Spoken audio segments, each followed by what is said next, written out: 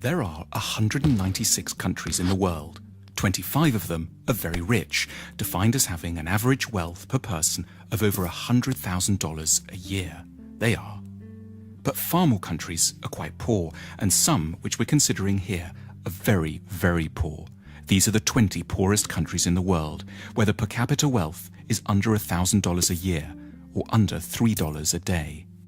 Every country is now more or less on a path to growth, but the poor ones are growing very, very slowly.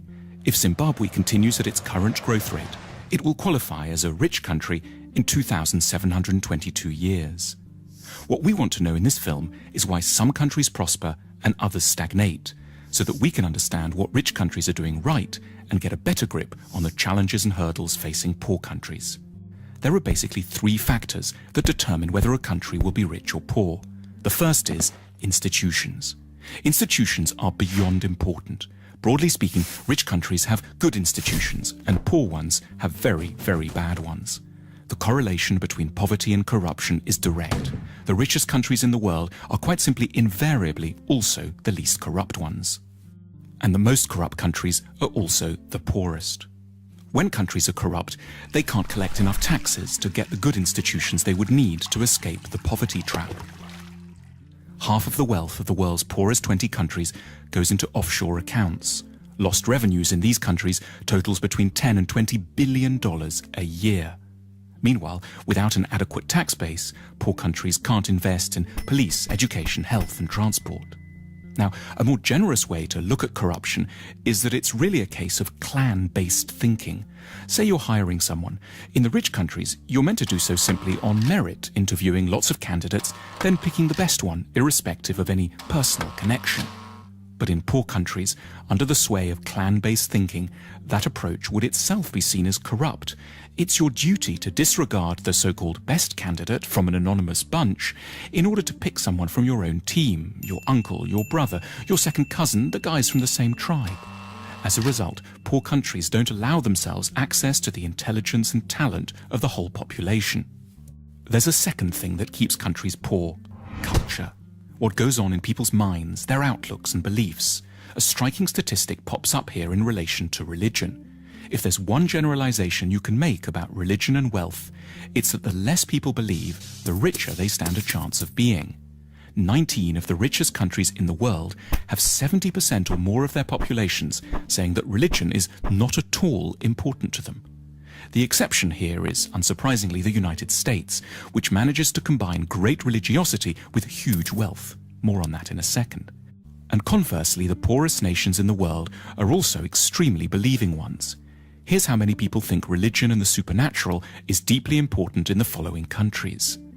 In the world's poorest country, simply everyone is a believer. Why is belief quite so bad for wealth creation? Because in general, religiosity is connected up with the idea that the here and now can't be improved, so you should focus on the spiritual and look forward to a next world instead. It makes quite a bit of sense when you live here. In the rich world, on the other hand, people are generally great believers in their capacity to alter their destiny through effort and talent. Incidentally, to explain the anomaly of the United States, religion seems not to slow down economic growth here because it's a particular sort of religion, an overwhelmingly Protestant and exceptionally materialistic kind. The American God doesn't want you to think of building the New Jerusalem in the next world. He wants it here and now, in Kansas or Houston. There's another big factor that determines the wealth and poverty of nations: geography. Poor countries are overwhelmingly located in the tropical regions. This isn't a coincidence. Life is, in many ways, simply far, far tougher there. The problems begin with agriculture. Tropical plants are generally a lot less packed with carbohydrates. Poor countries have worse soil too. Also, and perhaps surprisingly, a tropical climate can be disadvantageous to photosynthesis. Historically, a key determinant in the likelihood of societies growing rich was their possession of large domesticated animals, such as horses and oxen, which liberated a huge part of the workforce from having to plough by hand. But in tropical Africa, domesticated animals have throughout time been devastated by a further appalling scourge, the tsetse fly. This small fly, exclusively present in Africa because of its heat and humidity, knocks out animals on an enormous scale, making them sleepy or inactive, and has had a profound effect on the ability of Africans to develop technology, increase agricultural productivity, and amass wealth. It isn't just plants and animals that suffer in the tropics.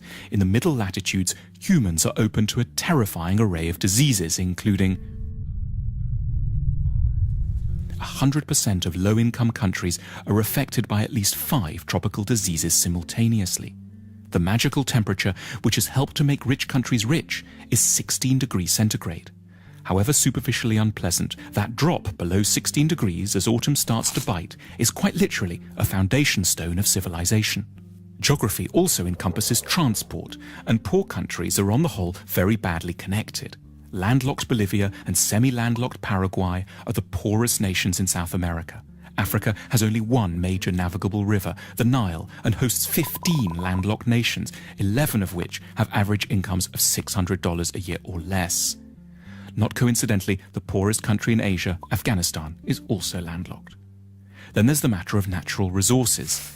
Natural resources like oil or precious metals can be real trouble, and paradoxically, poor countries tend to have them in spades.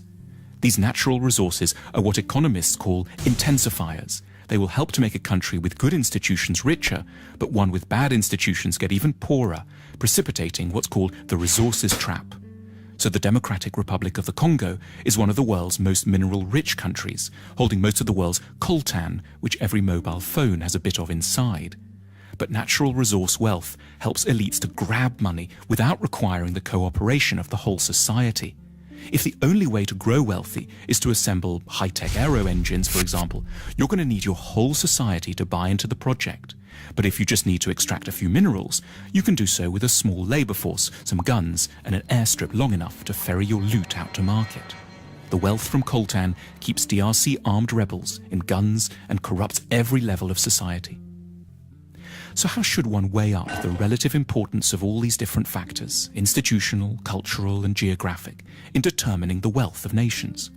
There's no hard and fast rules, but as a guide one can suggest that 50% of a nation's wealth comes down to the state of its institutions, 20% is due to its culture, and 10% each can be allocated to latitude, connectivity with the rest of the world, and geological good fortune. If you're a policymaker, this discussion has wide practical implications. But at a more personal level, one might take away 2 things from it. Firstly, modesty. You should have a better idea of what you owe your individual success to, which is not so much your own hard work or fine mind, as the broader society you live in, which was produced over centuries and which you now draw benefit from unknowingly. At the same time, sympathy, an ability not to see failing societies just as basket cases, but rather as countries facing comprehensible and hugely difficult problems. Our sympathy can be enhanced by reflecting that the troubles of desperate lands are to a considerable extent to do with malaria, a lack of navigable river, and the horrific buzzing of the tsetse fly, rather than always some more intimate human failing, which we would ourselves never manifest.